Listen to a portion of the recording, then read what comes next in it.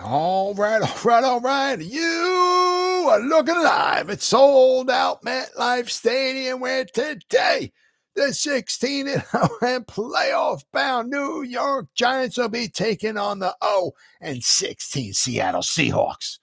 And why the Seattle Seahawks 0-16? Because they suck. Welcome to the Gridiron. Anybody out there, Halt's going to spend a little bit of time with me here this evening. I greatly appreciate it. Thank you so much. Or anybody's going to spend any time watching the replays, once again, thank you so much from the bottom of my heart. It means the world to me. Thank you. I'm going to try to go about 30 minutes here tonight, shoot my mouth off for about 30 minutes. Anybody got anything to say, please feel free, fire away, throw it in the chat box. So you should try to check on the chat box like every 5 or 10 minutes or so. So as soon as I see something in there, I try to respond to as fast as I can. So please feel free, fire away. Plus, instead of me just rambling on, for half an hour, 45 minutes, or whatever it might wind up being, it's just nice to talk to another Giant fan. So please feel free and fire away. Before I get started, if anybody wants to help support my channel out, it would mean so much to me. In the description box below, the top link in the description box takes you to my membership page. I got 3 different membership levels. The first one's called the Saquon, second one's called the Lawrence Taylor, and the third one I got is called the Gridiron. Each one has their own little perks to them. So if you want to help support my channel out, it would mean so much to me, and I thank you in advance. Thank you. If you are subscribed to my channel, thank you. I can use all the support I can get, guys. But if not, please go down below, hit the subscribe button, hit that bell icon. That way, next time I go live or I put a video out, you'll be notified. And it's free of charge. What do you got to lose, right? But if you are subscribed to my channel, thank you. And then finally, also in the description box below, there's 3 links that I got. The top one takes you to my Facebook group. It's doing really well. We have over 6,500 members in the group. It's growing very well, very, very well. Please become a member of that. I put stuff in there every day. Darn near almost 365. So I've always got stuff going in there. And then also there's 2 additional links down there. One's Twitter, which is now X or P or Q or pi to the square number, whatever Elon Musk wants to call it this week. I don't know. To me, it'll always be Twitter, no matter whatever Elon wants to call it. And also I got TikTok down there too. So I put stuff in there. I try to put stuff in there every day. So please follow me on Twitter and the TikTok account and all that stuff. All right, with all that stuff said and done that away with. Woo! Well, going into the season, right? You have to look at the first 3 games, and you say if the Giants were at least 1-2, of course that would stink, but there was certainly some expectations that they could certainly be 1-2 after 3 games, and here we are, 1-2, right? You were just kind of hoping that maybe those two losses, they would be, what are we at, 70-12, right? 40-0 and 30-12. You guys kind of hoping to be a little more competitive. And of course, they didn't have to have some kind of, you don't want to call it wasn't a miracle, but well, let's say you've got to go back to 1949, 51, 61, 71. So I have to go back 74 years before the Giants actually overcame a 21-point lead. So, you're kind of hoping to be a little bit better than that. Because they, as I said, they still have the Seahawks and the Dolphins, and then we got the Bills coming up, and we got the Jets, but then I don't have Aaron Rodgers, right? But so we still have some tough games coming up. A couple more, obviously, primetime games, right? With the Bills and the Seahawks. So you kind of hope that the Giants can maybe, as I said, if they could get maybe like 3-3, especially, so they would have to win 2 out of these next 3 games. So at home against the Seahawks, and then you got the Dolphins and the Bills. They'll have to win one of those.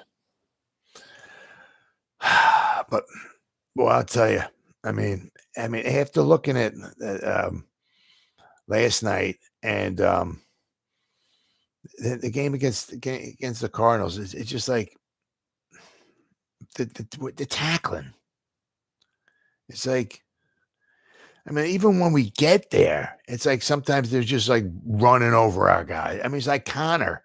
I get, how many times did like we'd hit him and he just like keep churning for more. We look like Mark Bavaro, like, right? Like we get somebody on him and he just keep churning. Somebody else come in and get him and he just keep going. Where is the effing tackling at?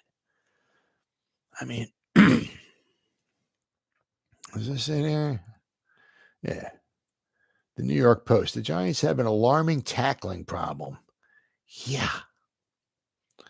I mean,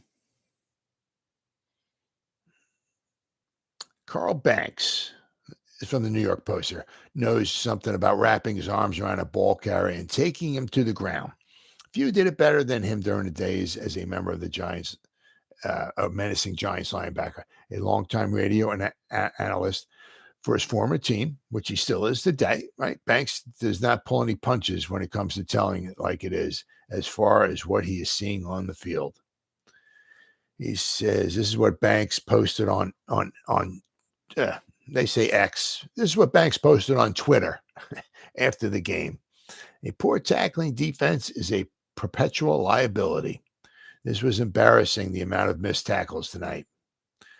Score this one as a direct hit for Banks.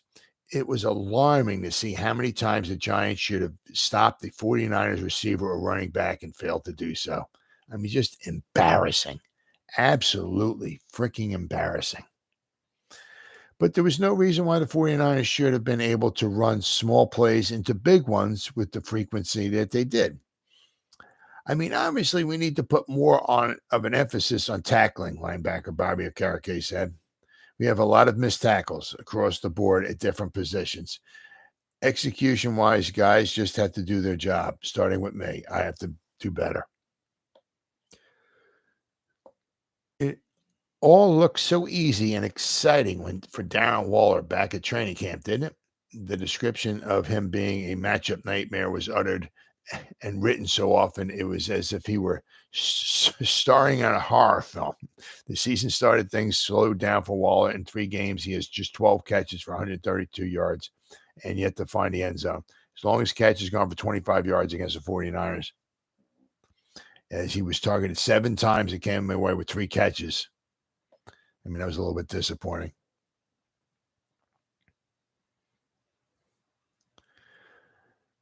Disappointing. But I mean, with this tackling, I mean, even look at like what PFF has here. Last year, all right, tackling the Giants as a team for the whole season, just grade-wise, okay, according to PFF, they graded 71.7 last year. The tackling last year was rather good. Oddly enough, the number 1 team last season, which kind of in a way, small ways funny, not funny, but it is funny. The number 1 team, according to PFF, grade-wise, last season, tackling, San Francisco 49ers. They graded out at a 90. 90. The Giants were number 8. They graded out a 71.7. But their last season, their tackling was rather good. Rather good. I mean, obviously, of course, they missed some tackles here and there, but for the most part, it was not much of a problem for them, especially on defense. This season, wow. Tackling. Okay, so the Giants, after 3 games, the Giants were 71 last year. This year, they're ranked number 29. They're at a 43. Tackling. 43. Wow, was their grade so far this season for tackling. I mean, let's see, what do we got here? Defense. This is just PFF here. Tackling, missed tackle. Let's see here. Oshane Ximines. Let's see. Missed tackle percentage. Dexter Lawrence, 6.3%. Oshane Ximines missed 25% of his tackles. Wow. Xavier McKinney's missed 14.3. Bobby Okereke's missed 14.3. Deontay Banks has missed 25% of his tackles. Adoree Jackson, 7.1. But then we got Trey Hawkins III has missed 21.4% of his tackles. Micah McFadden, 22.6. Although he did pretty very, very well last night, he had a very bad game against the Cardinals. Jason Pinnock has missed 20%. They say right here. Kayvon Thibodeau has missed 16.7% of his tackles. I mean, absolutely atrocious. Now they have the Giants. Just once again, this is just PFF, but they have the Giants down as missing 29 tackles so far this season. 29. Let me see here. Let's see who's number one tackling. This is 2023. The 49ers are number one. Oddly enough. Okay, so let's see. The Giants have missed 29 tackles. And let's see how. So San Francisco, once again, does an exceptional, as they did last night, an exceptional job tackling. We try to dump stuff off, even when we caught the ball. There was somebody right there. They broke down, right? And they made a tackle. So this season, let's see, they've missed 18 tackles. So we've missed 11 more tackles than they have. Right? They missed 18 tackles. So we missed, we got 29, they have 18. So that would be in 3 games, right? So if you're bringing that out over the course of a whole season, 11 tackles, that would be 55. There'd be like 60 to 65 more tackles the Giants would miss than the 49ers would over the course of a whole season. They say 60, whatever, 60. You know, I mean, so you're looking at 3 to 4 more tackles a game the Giants are missing than the 49ers are. And a lot of the problem is that a lot of those tackles they're missing are turning into those first downs, which obviously keeps the drives going. Absolutely horrible. I mean, it's like, you know, which leads me to my next point, right?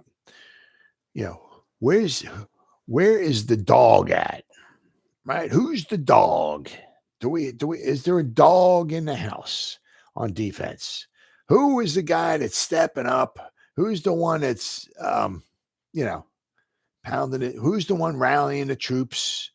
Fire. Who's the one coming in almost on every play and, hustling all over the place, coming in and making it. Who? Right.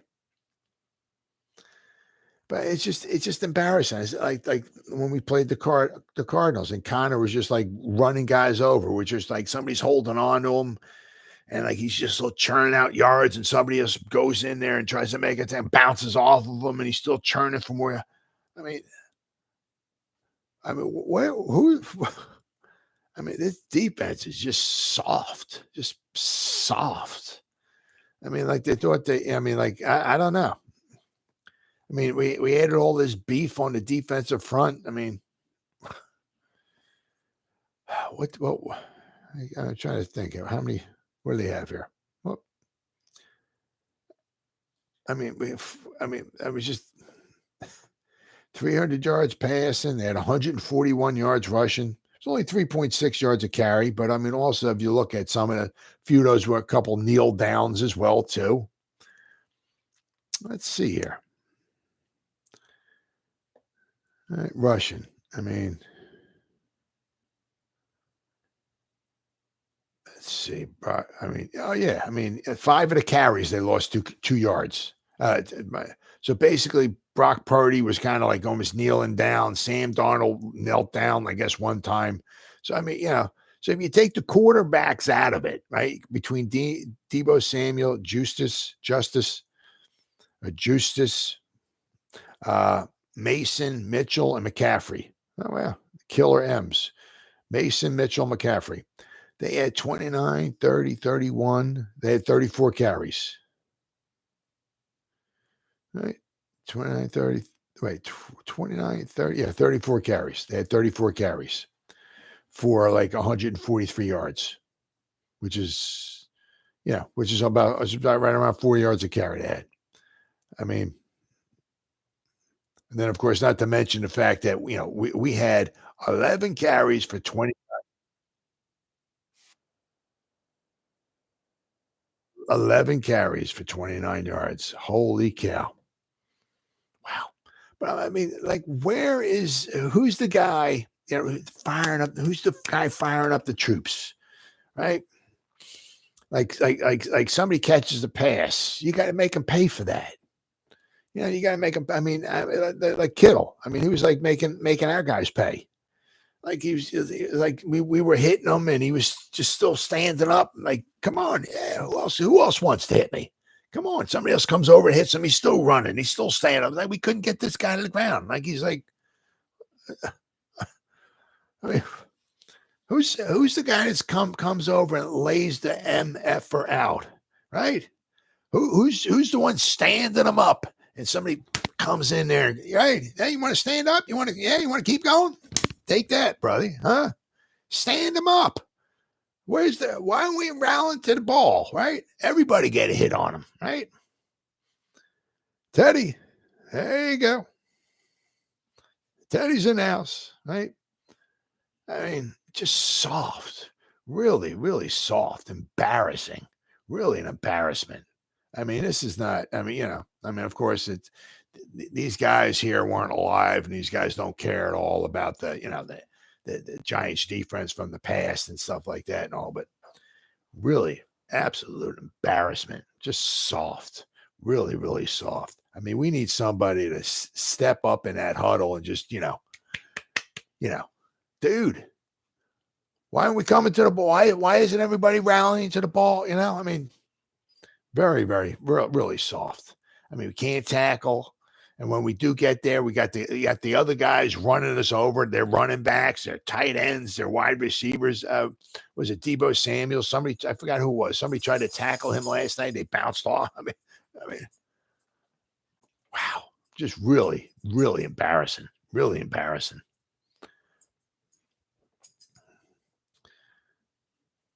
And I mean,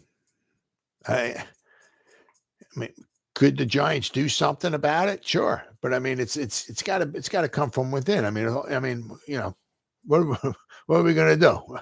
Be like 15 games through the season. Hey, maybe we should step it up a little bit on defense or something. It's an attitude, and they just don't have it. Just soft. That is what it is. Just, I mean, this here kind of, I guess made some sense. Let's see here. Brock Purdy was blitzed at a record rate. We went blitz happy. Right? I mean, this makes some sense. I mean, to try to get him, but of course we couldn't get home. I mean, we got home. We got some hits, right? We got a couple sacks, but it always seemed like it was like one step ahead of us. Just always able to dump it off, and it was always like a wide receiver or somebody was like wide open. Where are we at here? Giants defense coordinator Wink Martindale came into Thursday night with the second highest blitz rate in the NFL. Per Next Gen Stats, Brock Purdy was blitzed on a whopping 84.6% of his dropbacks. New York brought pressure on 33 of Purdy's 39 dropbacks. Holy cow, which was the highest rate since Next Gen Stats began tracking. The highest rate ever since Next Gen Stats kept track of this stuff. Purdy handled the pressure well. Yep. As he also averaged the fastest time to throw the ball at 2.34 seconds. All in all, Purdy finished for 20 for 31 for 247 yards and 2 touchdowns against the blitz. Very, very efficient. Basically, it was like 67% completion percentage. 66 66% completion percentage against the blitz. So when you're ready, you're reading about how poorly Purdy played this week, understand the lacks context, and he faced an extra rusher without his top target on essentially every drop back pass. Yeah, because Ayuk wasn't in there, right? I mean, but you also look, I mean, if you look at his chart, I mean, almost all of his 1, 2, 3, 4. He threw like 1, 2, 3, 4, 5. I'm going to say like 12 yards, within 12 yards of line of scrimmage. All of his passes except for 1, 2, 3, 4, all but 5. So he threw 37 attempts. So it looks like 32 of them were then like 11, maybe, but maybe might even been 11 yards at the line of scrimmage because we had so many blitzes.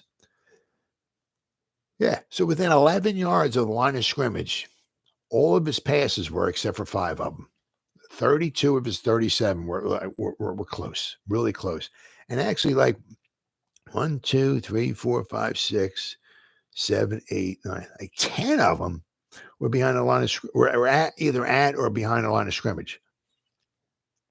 Another 1, 2, 3, 4, 5, 6, 7, 8 or 9 or so were like within 5 yards. Right. So they were all close. But the problem is our tackling was atrocious. And the thing is, when you send in extra pressure, obviously, now you got less guys in the secondary. So you got guys one-on-one coverage, right? And when we had a chance to make a tackle, we didn't. And, but of course, they're converting the third downs, the 3rd and 15, the 3rd and 13. I think it was the 3rd and 12. It's just, the tackling's got to be more effective, because the problem is that you didn't want to. I guess Wink didn't want him standing in a pocket, so he had to make quick decisions. But his guys were open. He hardly, he threw good passes. He always seemed to have somebody schemed open who was like always open, and he hit him. But unlike with the 49ers, who usually pretty much just got pressure with like 4 guys, they had plenty of guys in the secondary. And when we did, because Daniel Jones couldn't stand in the pocket that long to throw deep, so a lot of his stuff was short. But because they had so many guys in the secondary, right? They dumped somebody off the line of scrimmage or within 5 yards, like Wan'Dale Robinson or something. He dump it off. He catch the ball, turn around. There's like 3 49ers standing there in front of him. How many yards are you going to get? Nothing, right? So, I mean, blitz the heck out of him. I mean, this year, the Giants had 150 yards of offense on the night. The 49ers had 201 yards after the catch against the Giants. Think about that. The 49ers had 61 more yards after the catch than the Giants had on offense the whole night. Unbelievable. Deebo Samuel and the Skittle man put forward incredible efforts with the ball was in their hands. They refused to go down on first contact. It was just an absolute total embarrassment. The Giants should be absolutely ashamed of themselves. As I said, Deebo Samuel and Kittle, right? Refusing to go down. Well, that's okay, good. You stand them up. The other 10 guys come over, take a shot at him. Everybody, yeah, all right, brother, yeah, no problem. You got it. Hey, you stand up. Okay, you keep going, buddy. You keep going. The other 10 guys, everybody takes a shot at him. Right? Okay, yeah, we'll see you on the next one.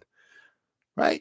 You complete it. Then one guy stands him up, holds on him, and finger goes in. Just keep hitting them. Right? You don't see none of that. Soft, gutless, pathetic defense. Absolutely to be ashamed. Absolutely should be freaking ashamed of themselves. Then, of course, we have this, the number of explosive plays the 49ers had on Thursday night. An explosive play constitutes a passing play of at least 20 yards and a running play of at least 15 yards. I mean, Deebo Samuels had the 40-yard reception. The Skittle man had 29-yard reception. Deebo Samuel had another 30-yard. Elijah Mitchell with an 18-yard rush. Jennings had a 24-yard reception. Deebo Samuel had a 27-yard reception. I mean, and they didn't even have Ayuk in there, right? Absolutely pathetic. Says, what's the best way to beat the blitz? With a big play. Long double-digit drives aren't how you win in today's. Nope. I'm turning around, handing the ball off. Okay, we'll get 4 yards on first down. We'll hand it off again. We'll get 4 yards on second down, so it'll be 3rd and 2, and then we'll throw a little, thump something off. They'll get 3 yards first down. We'll just do that all the way down the field. It doesn't work like that, right? You need these big explosive plays, unlike what the Giants did not have last night. It says the 49ers continue to thrive offensively thanks to several explosive plays. The Niners, despite missing a big play threat in Ayuk, didn't miss a beat against the Giants.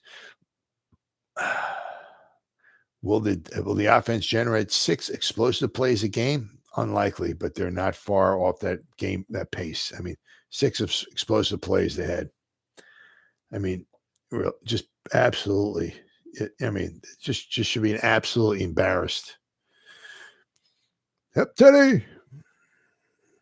And they're gonna throw the game so they can be miserable because that's how they love it. Absolutely embarrassing.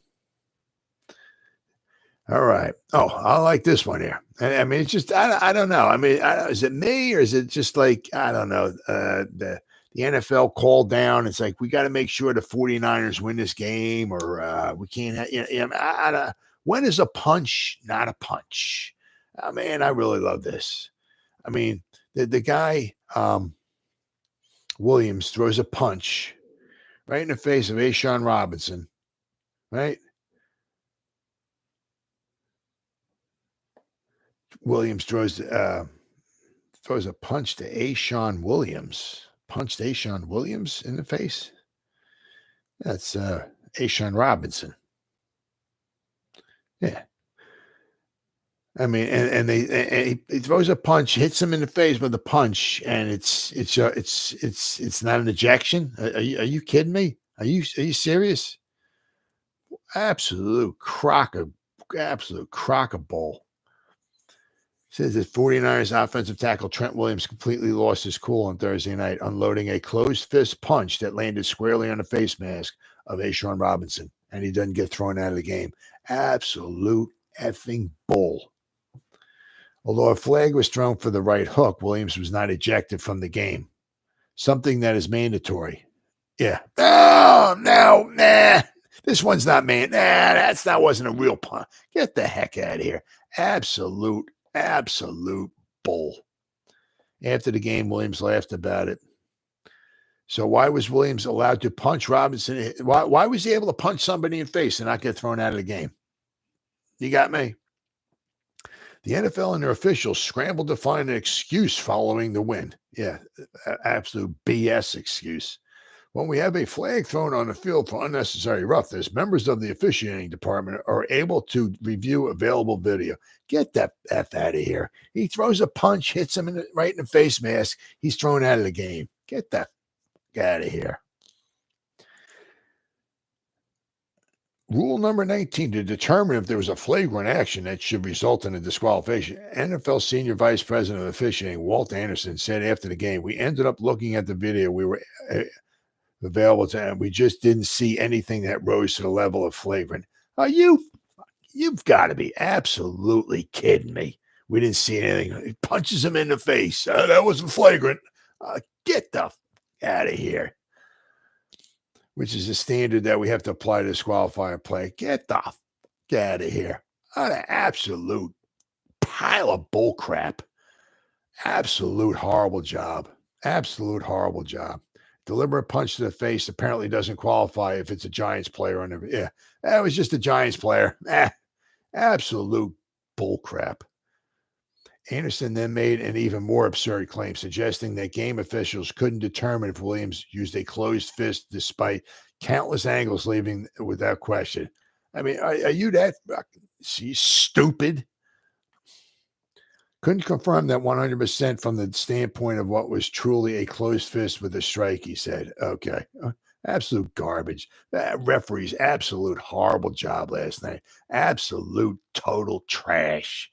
Robinson refused to address the punch after the game, but he did say something in Serbian when asked by the Athletics' Charlotte Carroll about the incident. There's a long history between Williams and Robinson dating back to latter's time in Los Angeles, and it's apparently personal, something that extends beyond the game of football. Still, the NFL's explanation for why Williams wasn't ejected is absolute total BS, absolute garbage. The NFL's NFL officials are absolute total freaking trash. But basically, it's because it's like, the NFL is paying off. We got to have the 49ers. They got to get to the championship game this year. So we got to make sure they win. So, we can't be throwing their best player out of, their tackle. Can't get him thrown out of the game. Absolute total BS. Absolutely horrible call. All right. So then the good and the bad. Oh my goodness. Was there any good? Well, let's see here. Let's see. The Giants got another slow start. Let's see. So they've been outscored. Was it 46, 56, 60? They've been outscored 63-6 at halftime so far. Pretty good. 63-6. I mean, slow start. Let's see here. Yeah, I mean, Daniel Jones was 22 out of 32, only 137 yards. Of course, he had the interception, which wasn't really his fault. But, I mean, everything was just dinking and dunking. And he averaged 4.3 yards per pass attempt, which is absolutely pathetic. It was like what Josh Dobbs did last week against the Giants. He averaged like 4.4 yards a pass attempt. Everything was short and quick. But, I mean, the problem is that, they tried to, either kept some people in to block, which maybe gave an extra half a second or so, whatever. Or, if they had a decent amount of people out in the pass patterns,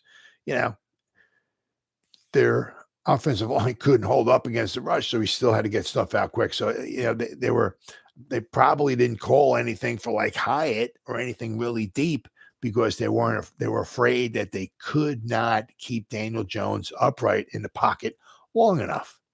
And one of the problems was, they were getting home with their 4-man rush. They had 7 guys in coverage, and they were affecting his, making him throw quick, and then you just like these short passes. And so as soon as he dumped it off, somebody caught it, and there was 2 or 3 49ers there ready to make a tackle. I mean, Slayton, let's see here. He caught 3 passes. I mean, but Paris Campbell caught 6 balls for average 4 yards of reception. Wan'Dale Robinson caught 4 passes. He averaged 5 yards of reception. Darren Waller caught 3 passes for 6.7 yards of reception. Daniel Bellinger caught 1 for 8 yards. Matt Breida caught 3 passes for 1 yard. Isaiah Hodgins had 1 target his way. Hyatt, they didn't even throw the ball to him. Try to throw the ball to him. I mean, yeah, see, Slayton had 3 catches for 32 yards. But I mean, just,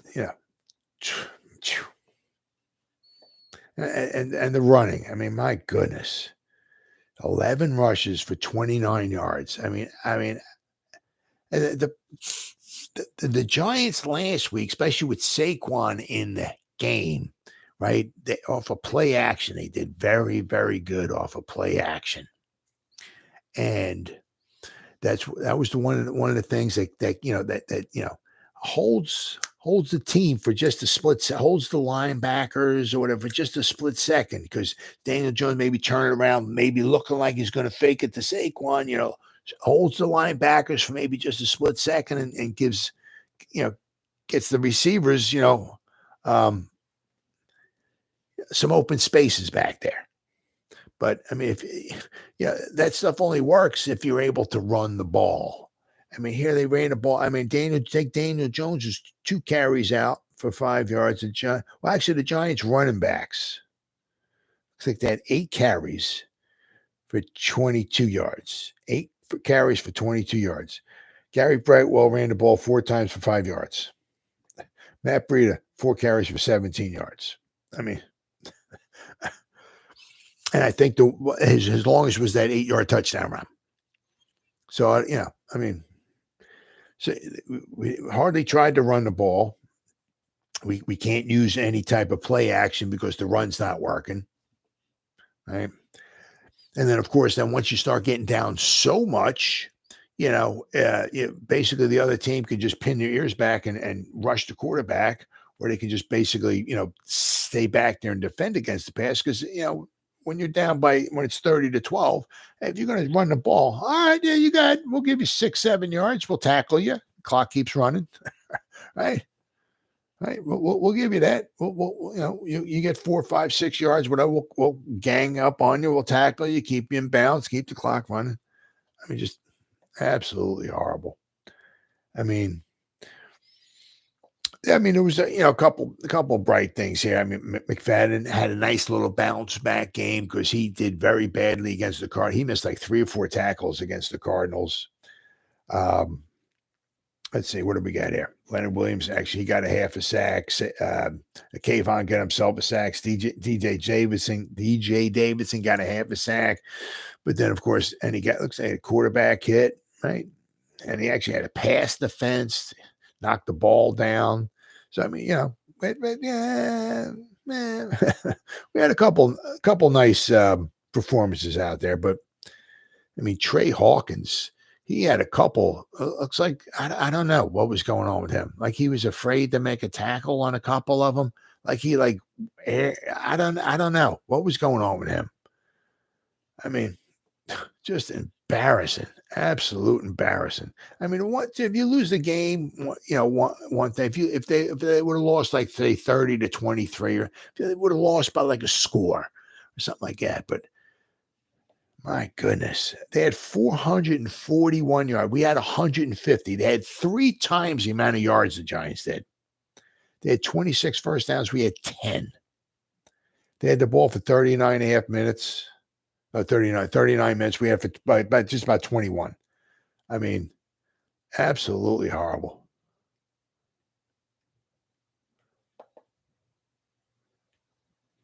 I can't, Let's see here. Anything? Yeah, we had the 1 interception. Just, I don't know. It's just,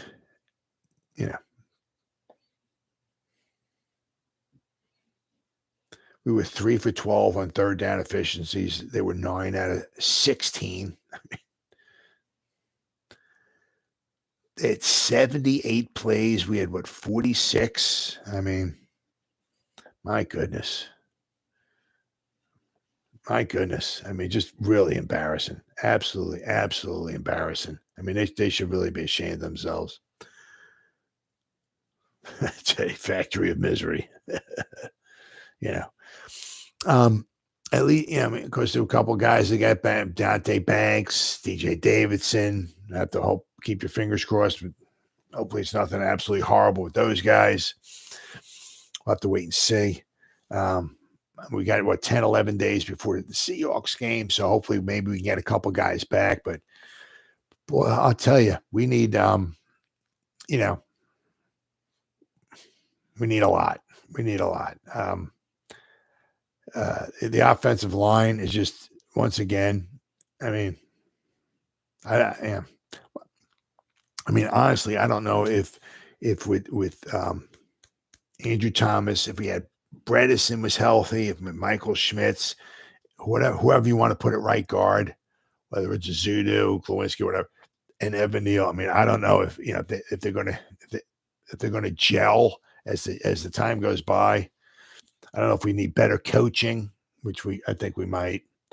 On the defensive line, I mean, is there somebody there making a difference there? I mean, you can almost, it's just like with the 49ers, it's like they were all like just taking turns. It's like getting into the backfield. I mean, Leonard Williams didn't have too bad of a, yeah, he didn't do too bad. But I mean, was there anybody up there making a difference? I mean, we need, we have to start drafting or whatever. Bring in a free agent or something, somebody who's going to make a difference on the lines, somebody, I mean, obviously it's easy that you can go back and look if you want, well, we should have drafted Micah Parsons, he would have been the difference maker on the defense. That's for sure. But I mean, we need it on offense. We need it on defense. I mean, absolutely horrible. I mean, I really think that, coaching is huge. really, really huge, because there's been instances, obviously, where you look at some of the teams, their starting lineups, right, for their offensive line, and you look at some of them, and it's like, this guy's a 4th rounder, this guy's a 6th rounder, this guy was undrafted, this guy was undrafted, and it's like, wow, it's a pretty good unit, they're doing pretty good. Yeah.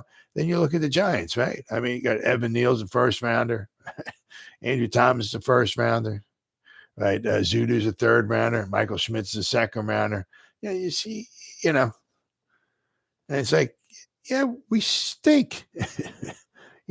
So it's not necessarily always, you got to have a bunch of 1st rounders it's not always like that, but I really think coaching has got a lot to do with it. And I'm not, not a big fan of Johnson. I don't think he's doing I think we could do better. I think we could do better now.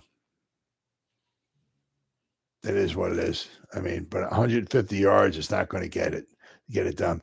And then we need somebody else on the defense, on the line. We got, it's one thing you've also seen, not so much maybe with the 49ers with their offensive line, right? But you see their defensive line, right?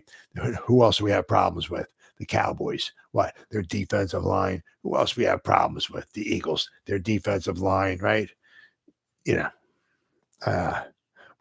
I think we really need help on the defensive line. So hopefully, like maybe next year or so, wherever we're picking, hopefully we're taking somebody, if wherever we're picking, if somebody, like there's a great wide receiver or something, okay. But, somewhere along the line, we have to start beefing up on the defensive front. We really,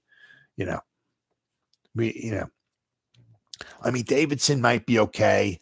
Riley, hey, for like a 7th rounder or something. Hey, Riley, very good pick, very good depth piece. But is he somebody that's going to make a difference? When you go just line up first series of the game, right? And the other team's like, there he is. There's Jordan Riley. Got to double team that guy. He'll wreck our whole game.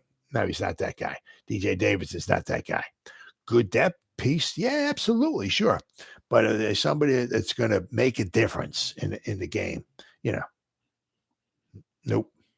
And the same thing. I mean, you look at the Commanders, right?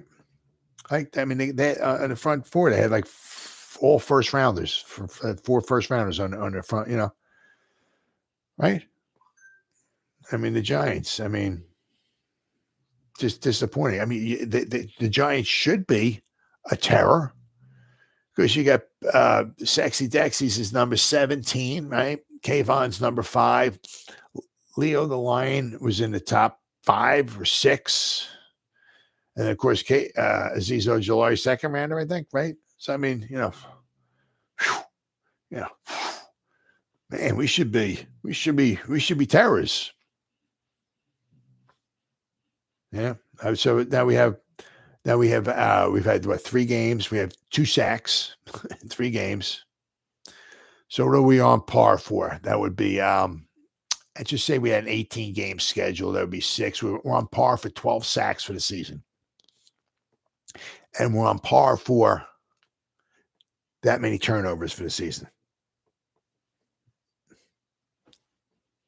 I mean, turnovers could really make, break, change things up. An interception, which either kills a drive or you maybe pick it off and run it back into the other team's territory, or maybe run it back for a touchdown or a fumble, right? I mean, it doesn't matter. A fumble can be huge. I mean, whether the other team's in our territory. So if you get a fumble, you recover it. Now you just killed their drive, maybe took points off the board from them.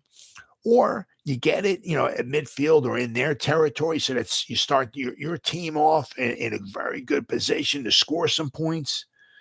Nothing. So we've played. What did we play? We played just the regular season games. I'm talking. We had 17, and we have 3. So between last year and the last 20 regular season games, we've had 5 interceptions, or 5 or 6 regular season interceptions. So basically, we're during the regular season, we get like 1 interception every 4 games. We haven't had a turnover yet. We can't tackle. We're soft at tackling. I said, I don't know what's going to happen, but I mean, these guys need to really start stepping up. Thankfully, there's a lot of football left to go, which can be good and bad. Because that means there's plenty of time to turn this around, right? A lot of these guys, they need to start getting into their own meetings together, get a bunch of these guys together, and somebody's got to start stepping up and start, talking and, rallying the troops up or whatever. The bad part about it is that if this kind of play keeps up, it's a long, long season. And, Giants will be picking in the top 10 once again. So I don't know. I don't know. I'm just getting really, really sick and tired. I mean, it's one thing losing. Okay. Yeah, if we lost opening day to the Cowboys, whatever, 27-21, hey, we were close, not quite there, but the Cowboys are the better team, got a good talent. They have good talent and all this. Okay, we lost by 6 points. Okay, 40-0. But I mean, as I said, it was like, it was 17-12, right? At one point, wasn't it 17-12? Then it was 20-12, and we were still down by just one score. But it was just, we were down by only 8. Okay. But it's just the way it was all going down. We just looked like it was just pathetic, absolutely pathetic. Gutless, heartless, pathetic football. I mean, I don't know. All right. Well, guys, it's been 46 minutes. Teddy. Oh, nobody's watching no more. So, but Teddy, thank you, buddy. Good talking to you, pal. So everybody spends any time watching the replay this, once again, thank you. I'll be back again tomorrow. Shoot my mouth off for some more football tomorrow. So as always, you guys stay safe out there and go Giants. Woo! Oh yeah.